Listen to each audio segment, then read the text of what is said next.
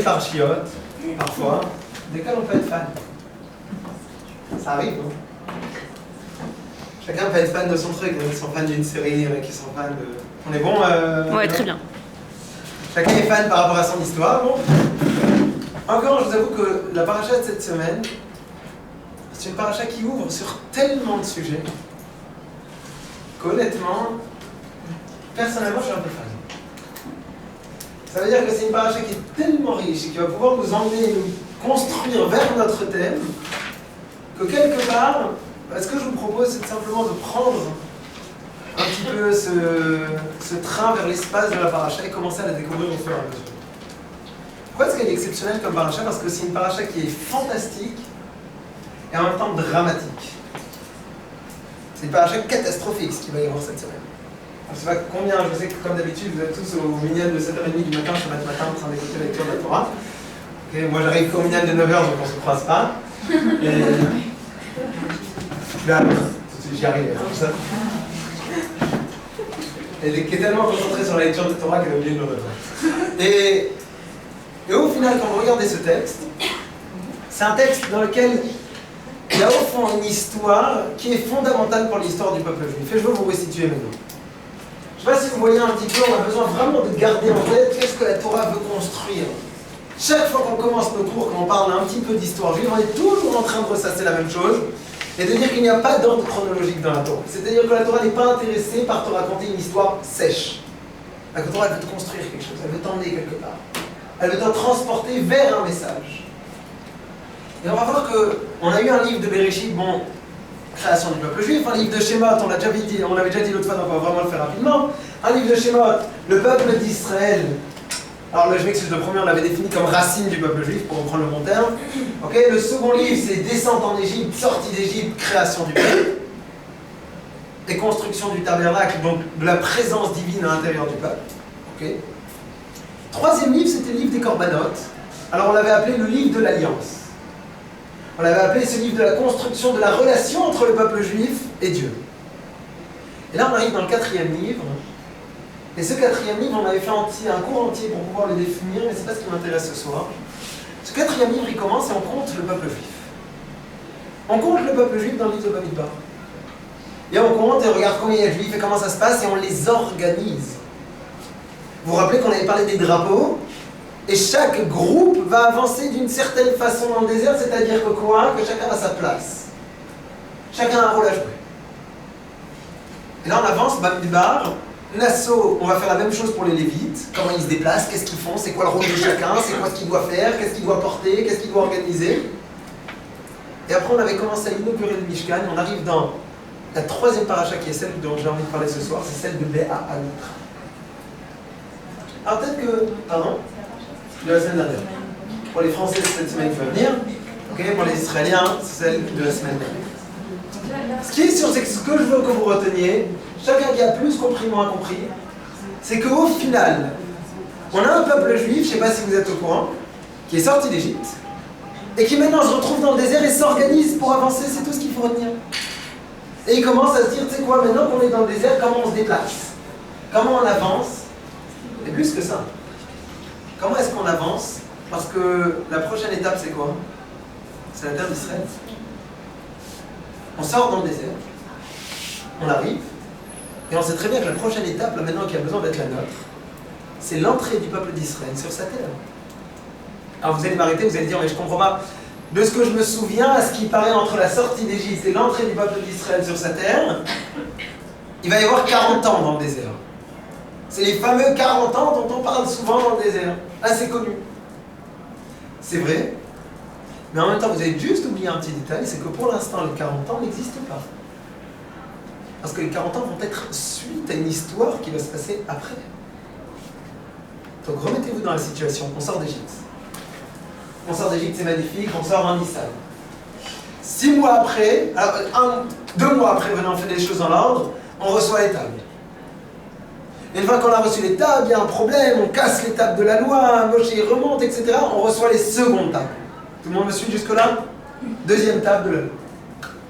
Et on arrive et Dieu il dit, tu sais quoi, construis le Mishkan, construis le tabernacle. Et on est parti, on construit le tabernacle.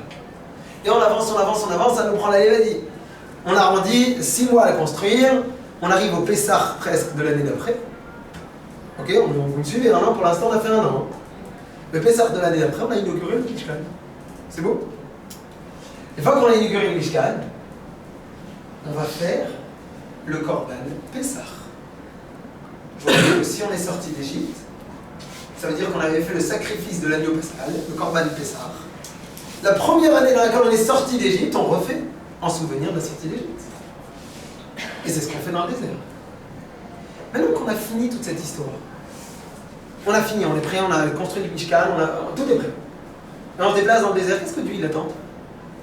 La prochaine étape c'est quoi? C'est de venir voir le peuple juif et lui dire, écoutez les amis, maintenant on se déplace. Et vers où on va aller? On va aller ni plus ni moins vers la terre que j'ai promis à vos ancêtres. C'est-à-dire que dans ce moment précis dans lequel on parle, on va avoir un peuple juif qui est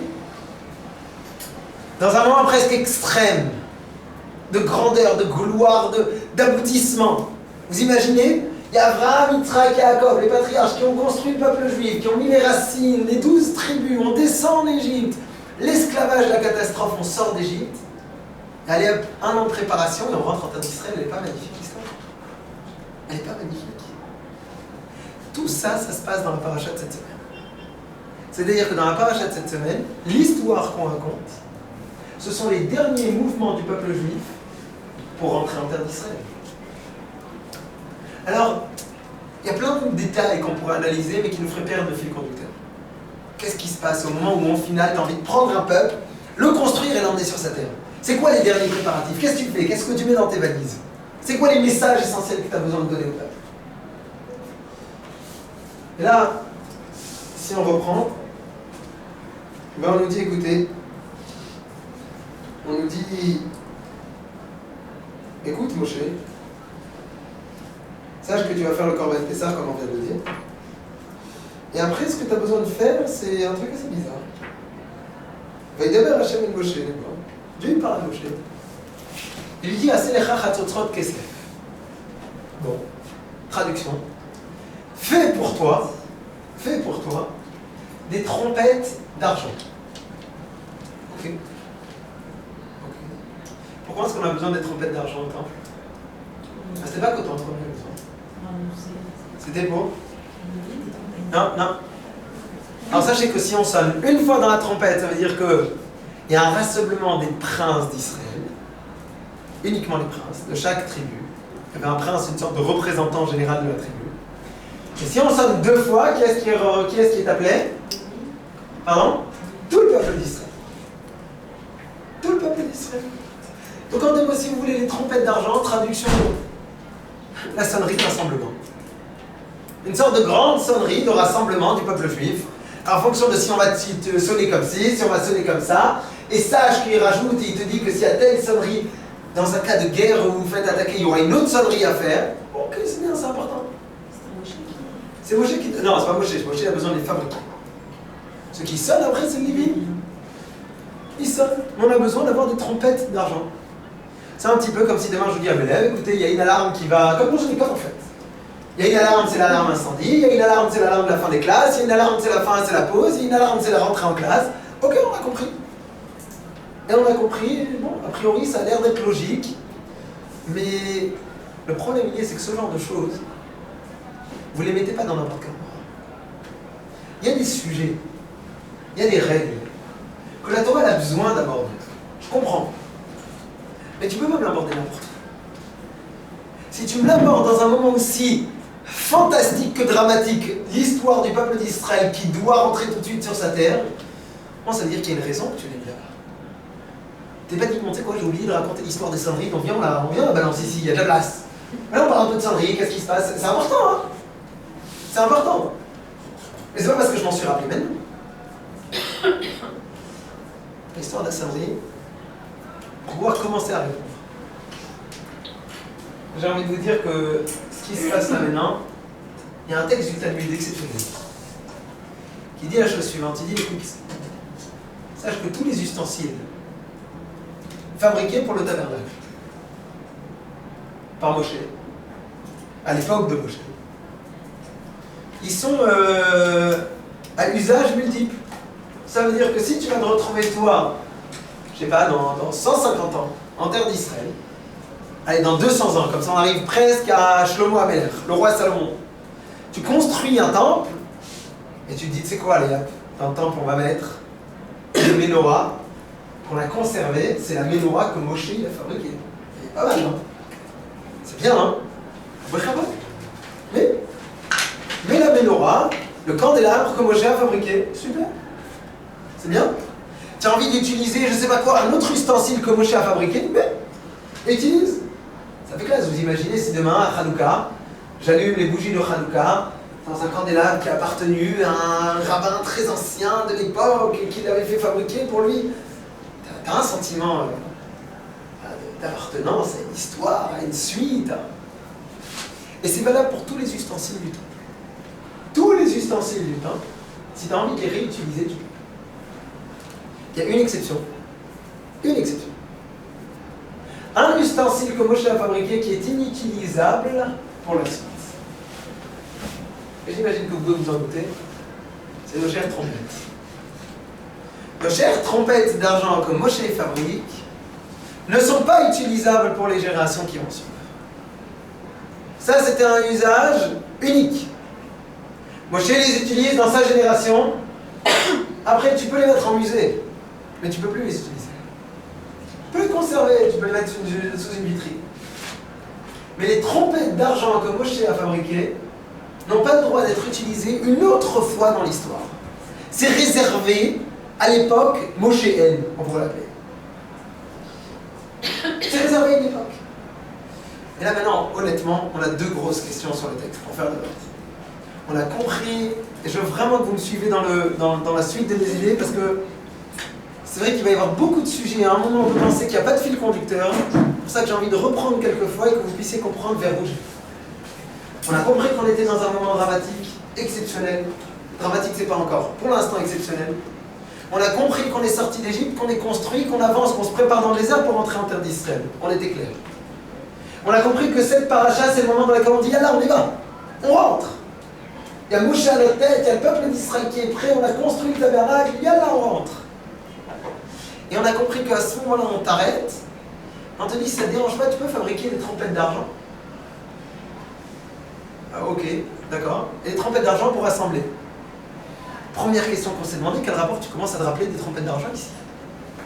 Deuxième question qu'on a demandé, c'est comment se fait-il que nos chères trompettes sont le seul ustensile qui est à usage unique dans l'histoire du peuple? Avant de répondre, je dois avancer.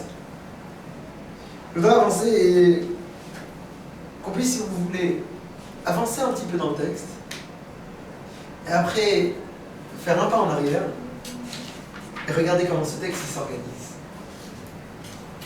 Comment tout se suit. Comment il y a une longue idée qu'on a envie de nous donner. Le texte il avance, il me dit ok, tu vas. Donc voilà les trompettes, c'est important. Et dès qu'on finit les trompettes, on commence à s'organiser. On se met en place, comme dans l'organisation des drapeaux. Je vous rappelle qu'il y a 12 tribus, il y a 4 groupes de 3. Au centre, il y a les Lévis, et comme ça, on commence à avancer. Chaque tribu avec son drapeau. Chaque groupe de 3, il y a un porte-drapeau en premier, c'est-à-dire une tribu qui prend la tête, si vous voulez, et 2 autres tribus qui sont avec. Et comme ça, on avance. Au centre, il y a les Lévi'im avec l'ensemble du Mishkan, du tabernacle qui transporte, même quand on s'installe. Et le peuple d'Israël qui est dispatché autour. Au passage, il y a une discussion de savoir est-ce qu'ils étaient dispatchés en forme 1 devant, 2 sur le côté, 1 derrière, ou bien c'était 2 devant, 2 derrière. Comment ça marchait? Mais bon, c'est pas changé. Et là, Moshe, il se tourne vers quelqu'un. Ici, on se rappelle bien, on l'a déjà vu dans le texte il y a longtemps. Il vient voir quelqu'un qui s'appelle Chovav. Vayomer Moshe, et Chovav ben Reuel Amidiani Choten Moshe. C'est qui? C'est son beau-père. Moshe, il vient voir son beau-père. Son beau-père. Son beau-père, je vous rappelle qu'il ne faisait pas partie du peuple juif, il a rejoint le peuple juif. Il est venu les rejoindre dans le désert. Là, il se tourne vers lui et il dit écoute, t'as une invitation VIP, mon dit. Non, c'est une invitation VIP grave. C'est l'invitation personnelle de te joindre au peuple juif pour entrer en terre d'Israël. C'est une annonce officielle. C'est une annonce officielle. Il dit, écoute, Moshe, viens avec nous. Viens, Yitro, viens. Viens avec nous parce que Dieu a parlé du bien sur le peuple d'Israël et on va rentrer vers la terre qui nous a été promise. Yitro, il décline l'invitation. Il dit, non, je retourne à ma terre. Je comprends que là maintenant vous allez sur la terre. Moi, je retourne vers mes liens. Chacun a son destin. On va voir que ça ne va pas se finir comme ça parce qu'au final, il va y avoir une ville de Yéricho dans laquelle les enfants de Yitro vont y habiter. Mais bon, on verra ça pour une autre fois. Bon, Moshe, il a proposé l'invitation. L'autre, il décline l'invitation. Et quand il a décliné l'invitation, vous êtes simplement Moshe qui avance. Là, vous allez avoir un texte dans la Torah qui est entouré. On avance et on nous dit un passouk qui, à mon sens, est un des passouks les plus forts de l'histoire du peuple juif. Les plus forts, très banal, mais un des plus forts. Vaïssou me'ar Hashem derer shloshet yamim. Ils partent de la montagne de Dieu, sur le mont Sinaï. Probablement, vérifiez. Pendant 3 jours. Devant eux, il y a l'Arche Sainte qui avance pour leur ouvrir la route.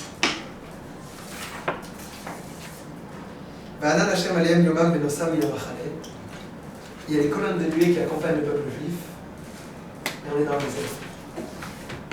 C'est comme si vous voulez, l'avion en destination avance sur le tarmac, il se dirige vers la piste d'envol.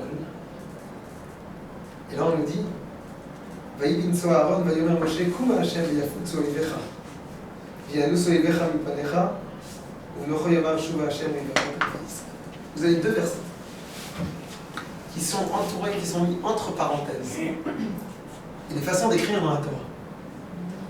Un noun, ça s'écrit comme ça, à peu près. Comme une sorte d'ouverture de parenthèse. Et là, comme par hasard, il va y avoir un noun à l'envers. Comme une fermeture de parenthèse. Au début et à la fin de ces 2 versets. Une sorte de grande parenthèse. Bon. Un peu bizarre, non? On a besoin de mettre 2 versets entre parenthèses. Un truc qui n'existe pas dans la Torah ailleurs. Fait des parenthèses. Et dès qu'on a fermé la parenthèse, c'est la catastrophe. Vous avez le prochain verset qui nous dit Vaïaam kemitonim rav l'osne Hashem. Le peuple d'Israël, il se plaint. Et quand il se plaint, c'est le début d'une série de catastrophes. Il va se plaindre vis-à-vis de Dieu, Dieu va se fâcher, il va punir, etc. Ils vont encore se plaindre. Et après, on est parti pour une série noire. Parce que je vous préviens que la semaine prochaine, c'est la série des explorateurs. Les explorateurs, c'est une catastrophe nationale. Les 40 ans dans le désert qu'on cherchait tout à l'heure, ils arrivent dans une semaine. Ils arrivent dans une semaine. On a envie de rentrer en terre d'Israël. Il y a 12 personnes qui y vont, ils parlent mal de la terre d'Israël, et c'est reparti pour 40 ans dans le désert. Et après, vous voulez continuer encore un petit peu, vous avez la première remise en question de la direction de Moshe dans le peuple d'Israël. Donc remise en question du maître. Et encore une fois, c'est parti pour des problèmes. Choukat avec l'erreur de Moshe qui va frapper le... Et que des histoires catastrophiques. Ça veut dire que malheureusement, depuis cet instant-là, Moshe il va rentrer dans une série noire. Le peuple lui va rentrer dans une série noire qui malheureusement ne va pas s'arrêter jusqu'à la fin du livre. Résultat des courses, Moshe il ne rentre pas en terre d'Israël. Ça veut dire qu'il y a 5 minutes, Moshe était à la tête du peuple juif pour pouvoir rentrer sur sa terre. 5 minutes après, pardon, un verset après, Moshe c'est fini toute l'histoire. Il ne rentre plus en terre d'Israël.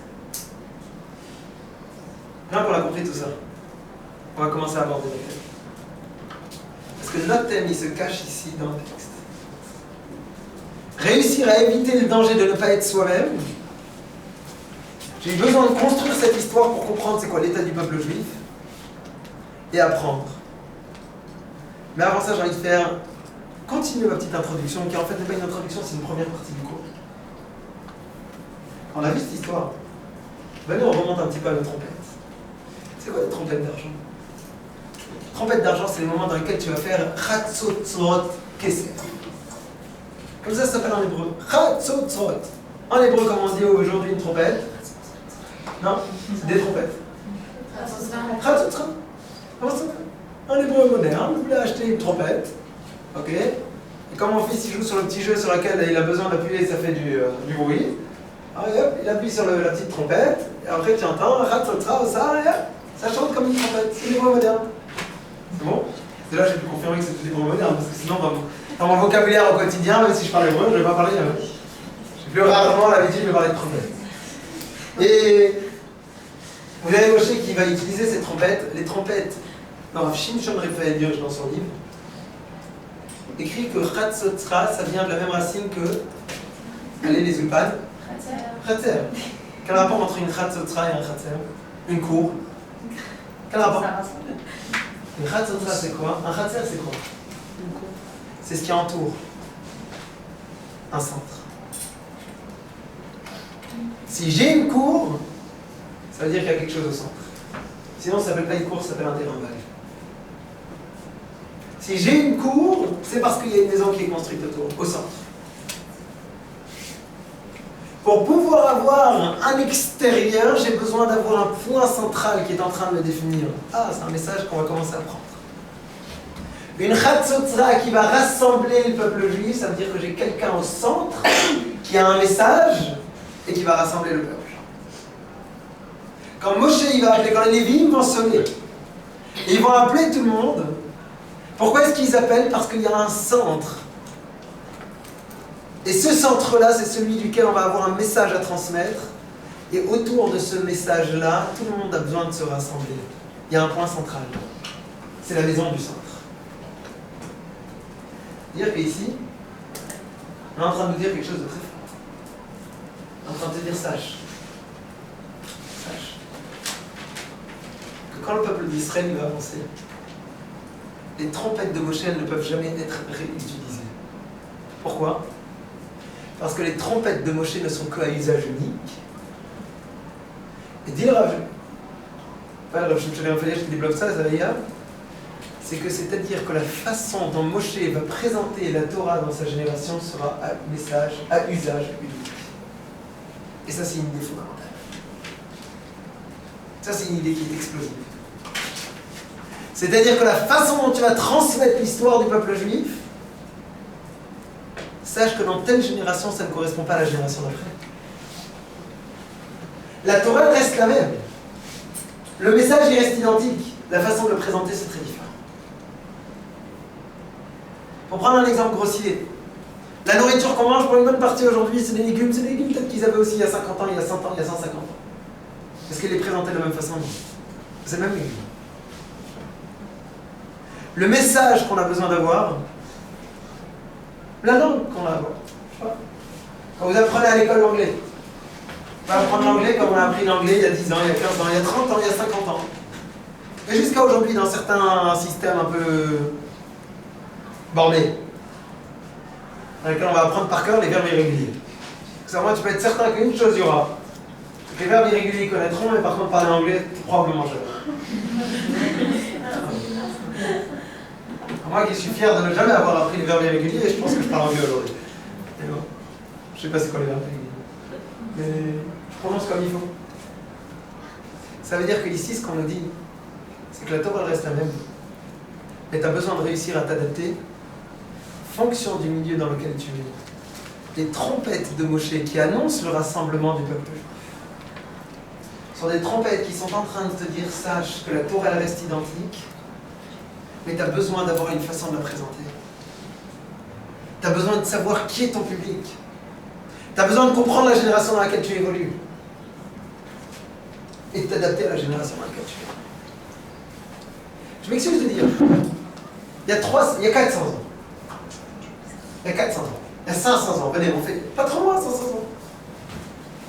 Il y a 500 ans, vous prenez un rabbi de Lubavitch. C'est un extraterrestre, le type. C'est un extraterrestre. C'est probablement 9 chances contre 10. 9 chances sur 10. Puis il va être excommunié, mis de côté, au bord de la société. C'est quoi ces idées de fou?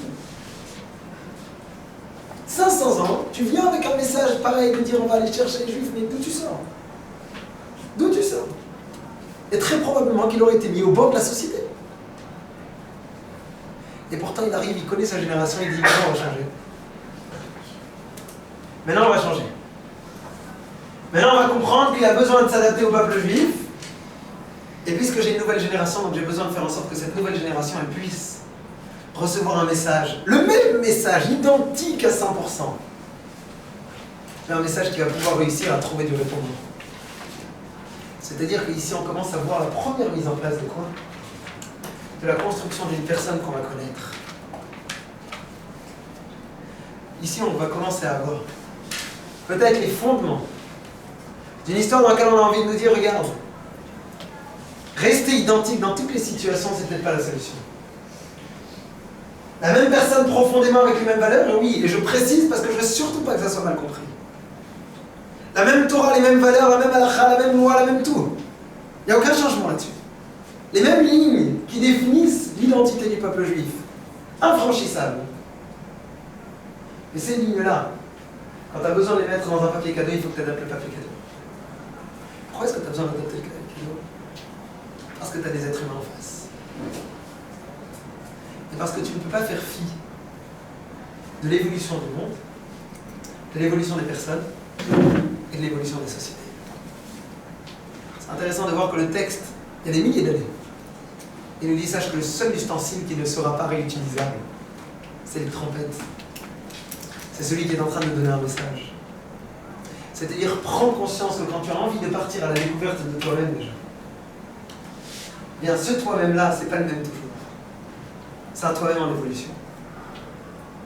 Maintenant qu'on a compris cette première idée du cours, qui à mon sens, 2 secondes, juste, qui à mon sens c'est une idée qui est ô combien chère aujourd'hui. Ô combien chère, pourquoi? Parce que je parle au futur transmetteur de l'identité juive dans l'histoire du monde. Vous, moi, nous tous. Notre rôle, ça va être de transmettre l'identité juive. Alors, ça serait une identité juive un peu plus sioniste, un peu plus religieuse, un peu plus machin, on s'en fiche. Ça serait une identité juive profonde. Et quand j'ai besoin de transmettre mon identité juive, j'ai besoin de comprendre que la transmission de cette identité juive, elle se fait avant tout avec la compréhension de la nature humaine qui est face à moi. Avec la compréhension de l'époque dans laquelle je vis. Avec la compréhension et l'adaptation de ma personne vis-à-vis des personnes auxquelles je suis en train de m'adresser. C'est-à-dire que ici, ce qu'on nous dit, c'est commence à rentrer dans les profondeurs de toi-même et de l'autre pour pouvoir réussir à transmettre, sinon c'est impossible. Sinon c'est impossible. Sinon tu es en train d'utiliser les trompettes de Moshe. Sinon tu es en train d'utiliser les trompettes de Moshe d'il y a des milliers d'années. C'est très sympathique. Ça fait très judaïca. Et probablement que c'est une très grande valeur. Mais c'est pas caché. Si tu sonnes pour le rassemblement avec les trompettes de Moshe, c'est pas caché. C'est très classe, hein, c'est chic. Imaginez aujourd'hui, on aurait les trompettes de Moshe. Dans le musée d'Israël, on aurait ça. Non, mais c'est pas caché. Sache que ton message, il a besoin de rentrer d'abord dans la profondeur de l'être qui est face à toi. Mais comment est-ce que tu peux rentrer dans l'être qui est face à toi avant que tu deviennes ton propre personne? Ta propre personne. Tu n'auras aucune capacité de pouvoir commencer à découvrir l'autre. Alors, c'est l'imagination de pouvoir découvrir l'autre.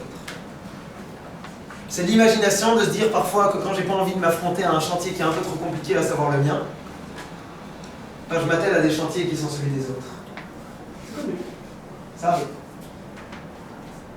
Si j'arrive pas à affronter et à construire ma propre personne, quoi de plus simple de construire les autres? Ça m'évite de penser à moi. Parce que parfois penser à soi c'est trop compliqué. C'est se remettre en cause. Et là on va passer dans une deuxième idée. La suite en fait. On voit le moment dramatique, le moment dans lequel tout tombe. Vous avez un peuple qui est marqué Vaïyaham, qui mit Onénim, Rab et Osné Hachem. Tout de suite, sans introduction, sans rien. Le peuple était mythonénim. Alors mythonénim, je ne sais pas si c'est un qui traduit ici, mais à mon avis, il doit traduire, je sais pas, se plaigner, quelque chose comme ça. J'imagine. Le problème, c'est que ce terme il m'intéresse beaucoup. Et dit Rav Shimshon Raphaël Hirsch, tu peux s'il te plaît encore une fois retrouver la racine de ce mot-là? Elle m'intéresse. C'est un mot bizarre, en général, tu as envie de dire, bon, le peuple juif il se comporte mal vis-à-vis de Dieu. Je sais pas, choisis un truc. Vaïyaham, Rab et Osné Hachem. C'est pas mal. C'était mauvais aux yeux de Dieu ou aux oreilles de Dieu. Ok. Vaïyaham, Mitnagim, Lotor. Là, je sais pas ce que tu veux, il y a plein de termes. Et là, on te choisit un terme qui s'appelle mythonénime. Il y en a un qui a trouvé c'est quoi la racine de mythonénime? Anan quoi? Nuée. Nuée, c'est avec un A. Ah, c'est pas la science. Mythonénime, c'est avec un Aleph. Qui est mythonénime. Rab et Osner. Allez, plus compliqué que la première, c'est là. Hein? Les autres paysans? Hein? Onen, c'est quoi? C'est André. Ah. Moi-même. Ah, beaucoup d'éducation. Encore dans la situation de deuil, genre en fait il a été mort, et le mort qui est encore devant lui. Ah, merci Laurent. Ah, Onen, c'est quoi? C'est une personne qui se retrouve dans une situation extrêmement particulière. Extrêmement particulière, j'ai peut-être un peu exagéré la dose. Particulière. C'est quoi? Quelqu'un qui se retrouve avec quelqu'un, malheureusement il a perdu un proche.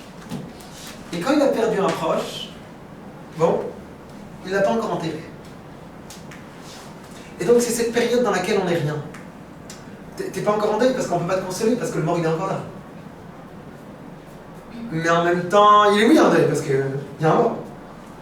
Donc il n'est plus dans son statut normal, il n'est plus dans le statut je prends le deuil, il est dans le statut indéfini. Entre les deux,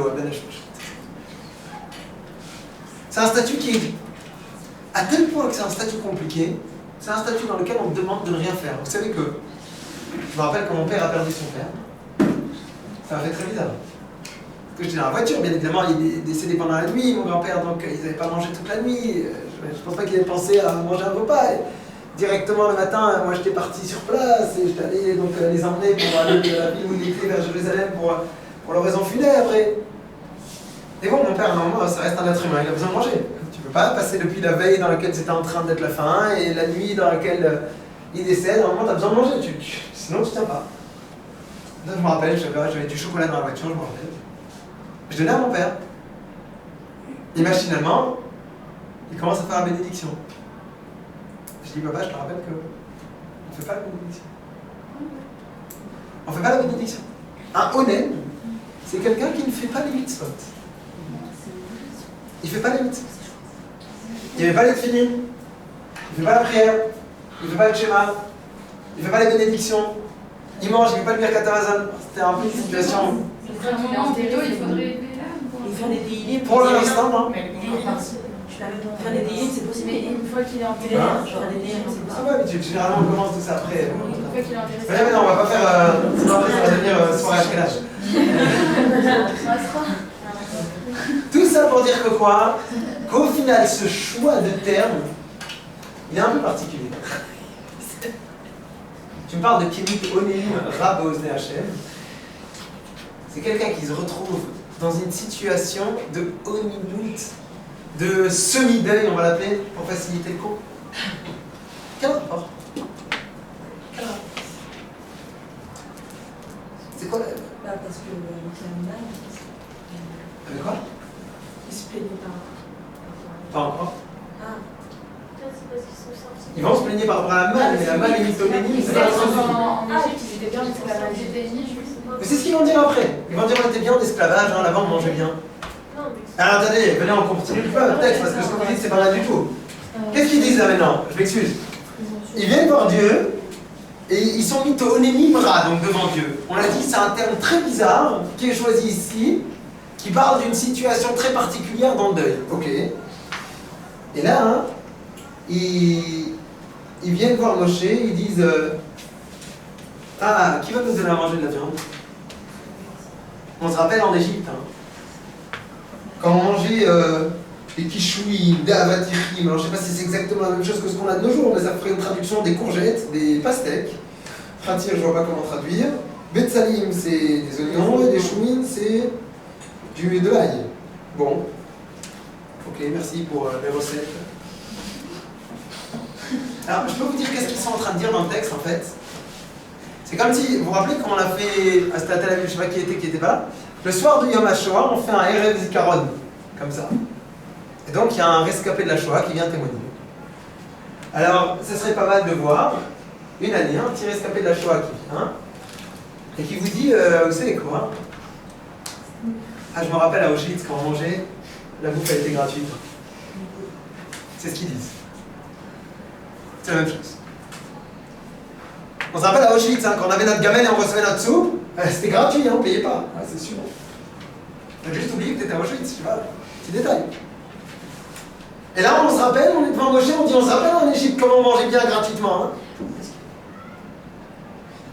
Comment on mangeait bien gratuitement en Égypte? T'es sérieux?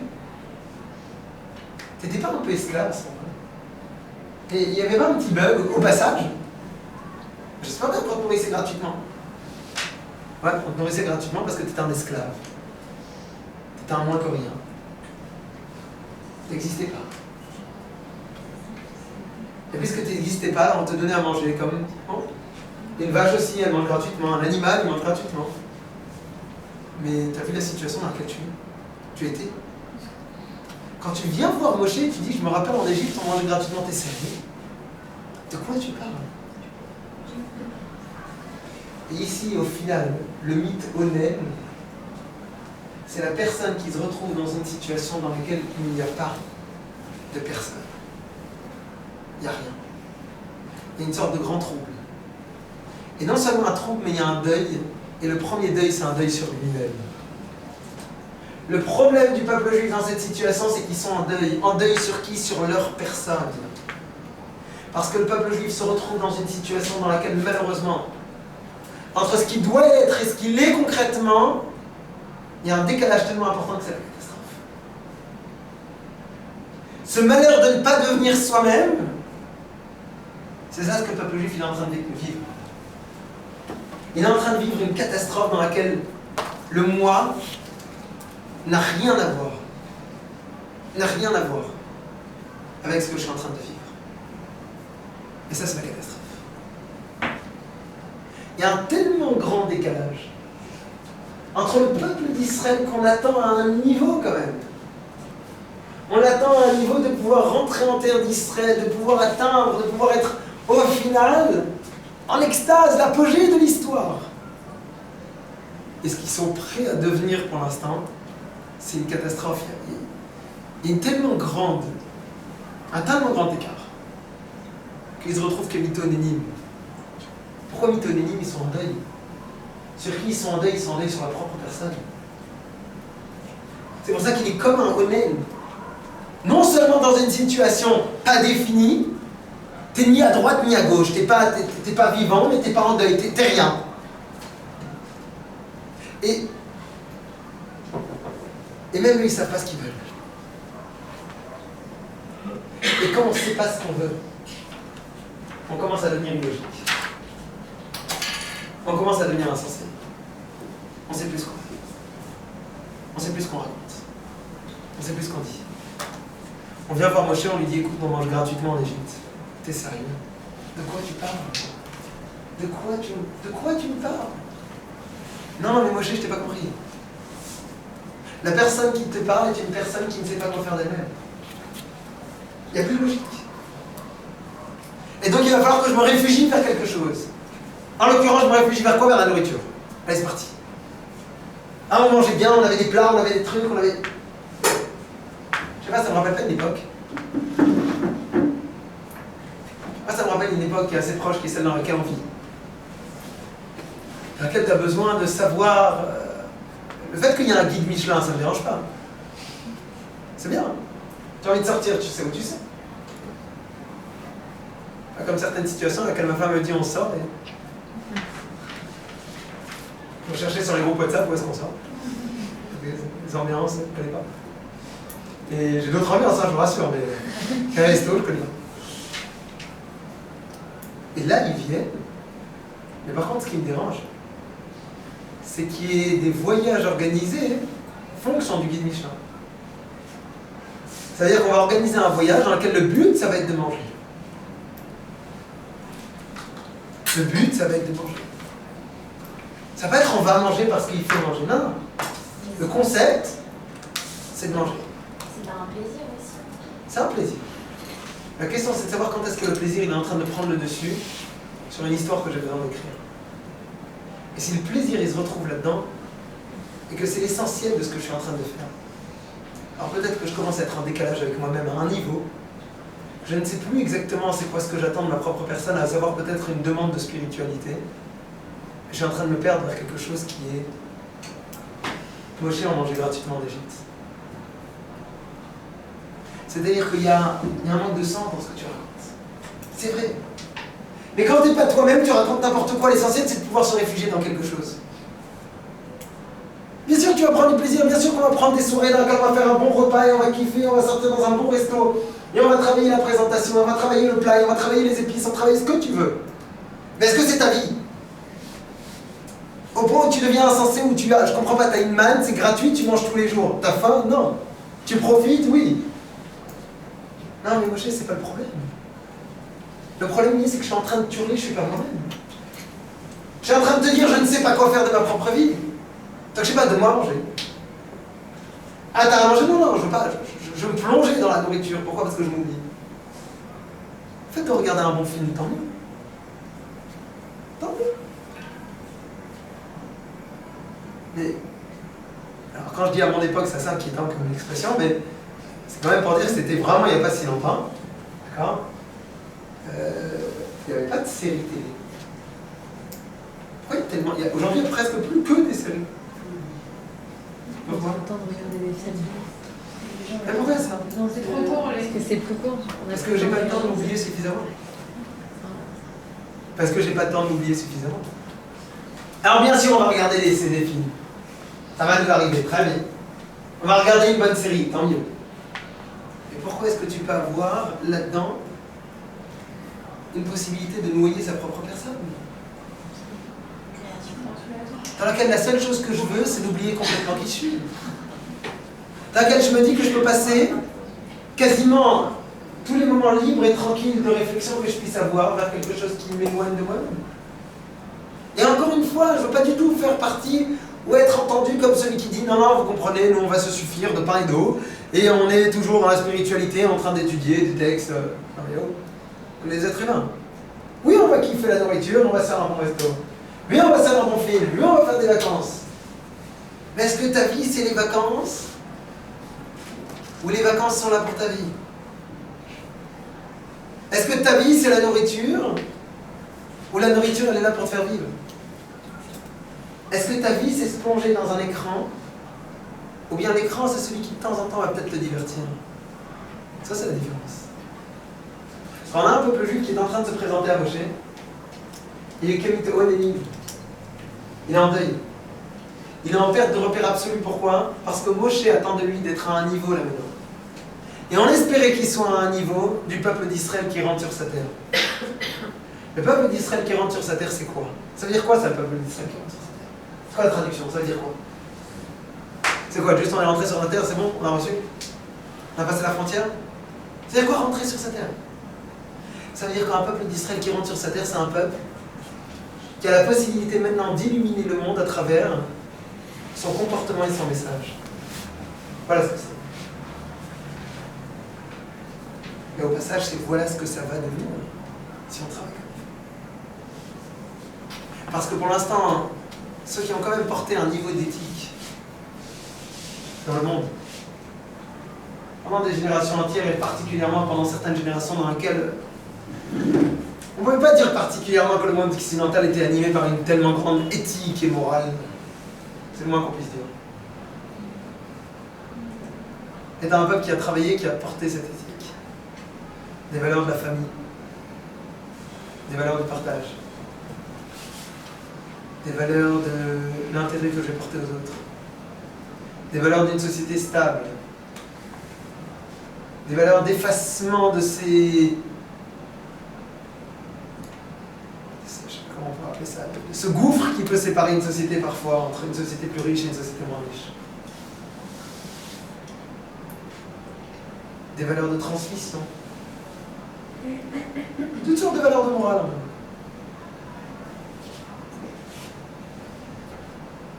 Et ce peuple juif, quand il arrive sur sa terre, ça doit être celui qui doit être dans toute sa splendeur en train de dire oui. Je porte ce message sur ma terre. Et puisque je porte ce message sur ma terre, alors il va avoir un écho encore plus fort et encore plus grand. Oui, on a un rôle. Et encore plus aujourd'hui. Être sur la terre, dans laquelle tout le monde te voit, Elle dit, dis-moi, t'es qui au final? T'es qui?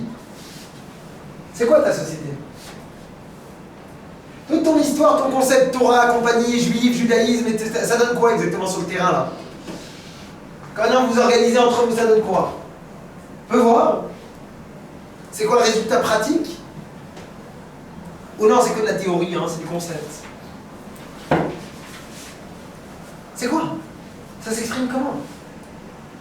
Le peuple d'Israël sur sa terre, c'est le moment dans lequel je suis en train d'exiger d'un peuple de pouvoir atteindre un niveau, d'être et d'avoir un comportement qui est en phase avec ce que je transmets. Et malheureusement, on se retrouve dans une situation dans laquelle le peuple juif doit rentrer sur sa terre, mais il n'est pas au niveau. Et la raison pour laquelle il n'est pas au niveau, c'est parce que tout simplement, il n'a pas la capacité de pouvoir assumer ses responsabilités. C'est parce qu'il s'est retrouvé dans une situation dans laquelle il a reçu la Torah. Et qu'est-ce qui a marqué quand il a fini de recevoir la Torah? Et ça, je ne vous l'ai pas dit au début du cours. C'est qu'il y a marqué que quand ils partent du mont Sinaï, ils s'enfuient. Et tout de suite, Rachid dans le texte nous dit comme un enfant qui s'enfuit de l'école. Un enfant, c'est normal qu'il s'enfuit de l'école. J'imagine que nous tous, hein. La sonnerie de 4 heures, qu'est-ce qu'on faisait? C'était la libération. C'était de savoir c'était qui le premier qui allait réussir à atteindre la porte de sortie. J'étais très très très très fort pour descendre les escaliers. Il y avait beaucoup d'escaliers. Beaucoup, on était au 3e étage. C'était un des escaliers de fou. Il y avait une compétition, j'étais un des 2 meilleurs de la classe. Moi, c'était 2 par 2, on allait très vite. Et il y en avait un autre, il faisait 8 par 8. Et c'était une compétition. Et on courait comme ça. Sauf qu'à un moment, j'attends de toi d'évoluer. Ça, c'est valable quand tu as 10 ans. Quand tu as 12 ans, tu cours quand tu sors de l'école. J'attends de toi de pouvoir arriver à un moment dans lequel tu vas comprendre que la fin des cours, tout va bien si on prend 5 minutes de plus, 5 minutes de moins, c'est pas important que je vais prendre tellement plus de temps. Mais j'attends de toi en tout cas de te retrouver dans une situation dans laquelle tu prends conscience que ce que tu écoutes, c'est ce qui t'apporte. Et si ça t'apporte, la seule chose qui est en train de te passer par la tête en ce moment, ça va te dire est-ce que je vais sortir? C'est de se demander c'est quoi le message que je suis en train de prendre. C'est ça ce qui m'intéresse. Il y aura une heure comme partout. Mais est-ce que ce qui m'intéresse c'est le message que je suis en train de prendre? Ou ce qui m'intéresse c'est de savoir, de me dire 2 secondes, bon, j'avais besoin de faire acte de présence et donc je m'en suis. Dans le premier cas, quand je suis en train d'être présent pour pouvoir prendre ce que j'ai besoin de prendre, c'est-à-dire que je suis devenu un adulte, ça veut dire que j'ai fait un travail, et ça veut dire que je suis en phase avec mon réel. Ça veut dire qu'entre ce que je fais et ce que je voudrais faire, ben je m'y retrouve. Je m'y retrouve. Je vois que ce qui m'intéresse, c'est pas de partir en courant. Dans la deuxième situation, si je suis en train de m'enfuir, ça veut dire que ce que je veux faire et ce que je suis en train de faire, c'est pas du tout ce qui m'intéresse.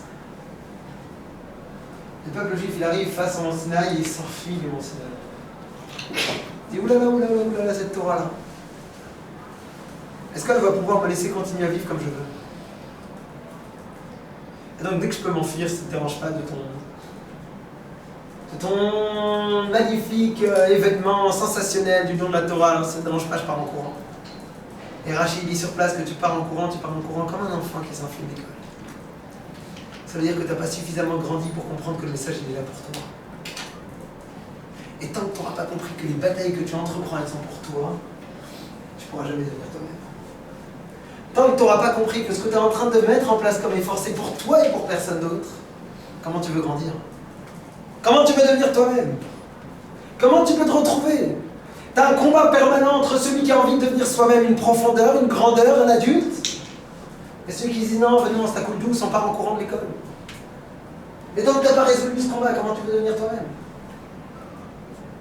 Comment tu peux le construire? Ici, le peuple juif, il est en train, juste après, d'avancer, de rentrer dans le désert, d'être prêt à rentrer sur sa terre, et là, ça bug, ça casse, ça tombe. Pourquoi ça tombe? Parce que réussir à se mentir à soi-même, ça marche pendant un moment. Et quand tu es dans des moments de tests fondamentaux, si c'est pas bien construit, ça passe. Toi, peuple juif, tu peux te balader dans le désert et dire oh, on est fiers, on avance, on s'organise, on a tout ce qu'il faut. Mais si à l'intérieur de toi, tu n'as pas réussi à construire cette personne, qui sait que ce qu'elle fait, c'est elle-même, qui sait que ce qu'elle fait, c'est ce qu'elle a envie de faire, ben quand tu vas arriver au moment le plus ultime, de rentrer sur la terre d'Israël, ah, non, je lâche pas. J'avais des grands concepts, j'avais des grandes idées, j'avais des grands discours, mais au moment où on est sur le terrain, si c'est pas construit à l'intérieur, tout ça ne tient pas 5 minutes. Ici, toute la question, c'est de se demander est-ce que je m'affronte moi-même. Le danger de ne pas devenir soi-même, c'est quoi? C'est parfois avoir la capacité de pouvoir vivre pendant des années entières, sans aucun problème, en train de se mentir à soi-même. En train d'être, ne pas être à moitié, ne pas savoir, ne pas définir. Attention, hein. Je ne dis pas du tout qu'une personne a besoin toujours d'être au maximum. On est tous des êtres en évolution, tous. Tous des êtres en évolution qui se construisent. Et on a tous des petites contradictions qu'on résout, on a déjà parlé une fois, qu'on avance et qu'on construit. Il y a encore une bataille, il y a encore une bataille. La question, elle est, c'est de savoir est-ce que je suis en train d'être dans une phase de construction et d'affirmation? Ou bien malheureusement, peut-être que je suis dans une phase dans laquelle j'essaye au maximum de mentir à moi-même que ça ne se voie pas trop. Et l'essentiel, c'est de pouvoir faire en sorte de me rassurer et de me dire mais non, au fond, t'es quelqu'un de bien. Mais au premier test, tu voles. Tu voles en éclats, tu exploses. Pourquoi? Parce qu'il n'y a rien. C'est l'histoire du peuple juif ici. Pour pouvoir y résoudre, ce que j'ai besoin de faire, c'est de commencer à m'affronter moi-même. Et de me dire, est-ce que j'ai réussi à être comme Moshe? Avec ça, je vais finir. Moshe, c'était qui? C'était celui qui avait réussi au moment où il avance d'être en phase à 2000% avec ce qu'il a besoin d'être. Ce que Dieu attend de lui. C'est-à-dire en deux mots, le but de son histoire. Son rôle. Et ce qu'il fait, c'est la même chose. Moshe est au niveau. Pourquoi est-ce que Moshe est au niveau? Parce que Moshe il se bat. Parce que Moshe il s'affronte lui-même. Moshe il ne s'autosuffit à aucun moment. Moshe il dit comment est-ce que je vais pouvoir là maintenant dans cette situation réussir à devenir, alors ça c'est le niveau de Moshe, c'est pas le nôtre, à devenir exactement ce que je dois être. À devenir et à sentir que ma vie en fait entière, et c'est ça que je dois avoir. Ça c'est le niveau de Moshe. Le niveau qu'on a besoin de se demander, nous, dans notre quotidien, c'est est-ce que je fais le maximum pour réussir à réduire autant que faire ça. La différence entre ce que je dois être et ce que je suis. Comment je combats ces contradictions? On a vu où il est le danger. Et on a vu, je vous rappelle au début du cours, que pour cela, ça arrive dans un moment critique. Et maintenant on a compris aussi pourquoi est-ce qu'on nous parle des trompettes à ce moment-là. Parce que le message qu'on a besoin, c'est un message qui est adapté à la génération. Pour être adapté à la génération, il faut que tu te connaisses. Pour te connaître, il faut que tu connaisses l'autre, je m'excuse. Et pour te connaître l'autre, il faut que tu te connaisses toi-même. Sinon, tu es quelqu'un qui n'est pas en phase. Sinon, tu es quelqu'un qui est en décalage. Sinon, tu es quelqu'un qui, quand il va arriver, au moment où tu as besoin de faire le choix ultime, concrètement, là, sur le terrain, on va avoir fait des années le cours et le concept de Shalom Bayit. Concrètement, quand tu arrives. La paix dans le foyer, ça se traduit comment? On va avoir fait les cours entiers, le concept du chesed et de l'aide et du partage. Et le jour où tu arrives et tu dois donner et tu dois l'aider, ça se passe comment? On peut faire des années d'études sur la relation entre l'homme et Dieu et tout ce que tu veux. Mais si tu ne l'as jamais travaillé, tu peux avoir fait 30 séminaires et 25 ans à Bélève, ça sert à rien. Je m'excuse de dire. Tu auras fait des centaines et des milliers d'heures de cours, c'est bien. Ça se traduit comment? Là, au quotidien, on fait quoi de tout ça? Et ça, c'est une traduction que les seuls qui peuvent donner, c'est vous et vous-même. Personne. Les seuls qui peuvent donner cette traduction, c'est vous et vous-même. Parce que c'est des trompettes d'argent. Parce que c'est des trompettes qui sont valables Moshe pour Moshe et vous pour vous. Et chacun ici présent dans la salle, il va avoir sa trompette d'argent. Il va avoir sa façon de se rassembler autour de lui-même. Son Chatzotzrot, je vous rappelle qu'il est le Chatzer. Le Chatzer, ça veut dire qu'il y a une maison au centre. S'il y a une maison ensemble, ça veut dire qu'il y a un centre, ça veut dire qu'il y a quelqu'un qui est construit. Votre trompette, c'est celle qui va rassembler votre personne autour de vous-même, parce que vous-même vous aurez construit. Et pour cela, j'ai besoin de construire.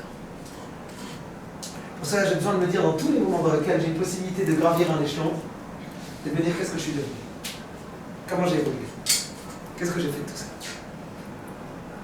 Je suis persuadé que si on met ça en place, la fois dans laquelle on a raté le test, on l'a raté. Au moment où on était avec Moshe, on n'était pas au niveau. Je suis certain que ce moment-là, après, il va réarriver. Il va réapparaître. Il va se proposer à nouveau et ce jour-là, on sera vraiment nouvel. Et ce jour-là, on l'aura construit. Et ça va avoir la possibilité de pouvoir recevoir son test parce que dans le moment dans lequel il va savoir, on va savoir, est-ce que tu es construit ou pas, j'aurai la possibilité de pouvoir répondre à oui. Parce qu'il y aura des années de travail derrière. Parce que je serai battu. Parce que j'aurai construit. Et ça, c'est un travail, je répète, qu'il n'y a que vous qui pouvez faire. Parce que vous êtes les seuls à vous connaître. Vous êtes les seuls qui savez c'est quoi le challenge qui est adapté à vous. Vous êtes les seuls qui savez qu'est-ce que maintenant j'ai envie de prendre. Où elles sont mes lacunes? Où est mon problème? Qu'est-ce que j'ai envie de construire? Qu'est-ce que j'ai envie de combattre? Et être fier de vous. Dire j'ai passé une étape de plus. J'ai réussi à passer un test. J'ai réussi à faire en sorte que le message que je reçois sur Dieu au Mont Sinaï, c'est pas un message qu'une fois que je l'ai reçu, je pars en courant. Et c'est un message que j'arrive à ancrer et faire en sorte que ce soit ma vraie vie au quotidien. Merci beaucoup pour votre écoute. Et bien c'est tout. Une très très bonne fin de soirée. Merci.